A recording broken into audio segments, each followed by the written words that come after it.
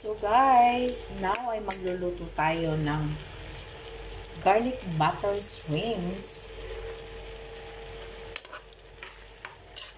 Yan. Easy cooking sa mga OFW dyan guys. Yan. Wala lang, napakasimple. Very, very simple. Ayan.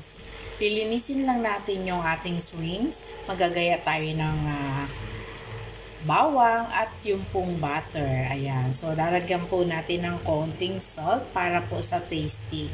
So, yan guys, yung atin po ngayong ulam at isi-share sa ating na butter shrimps. Ayan.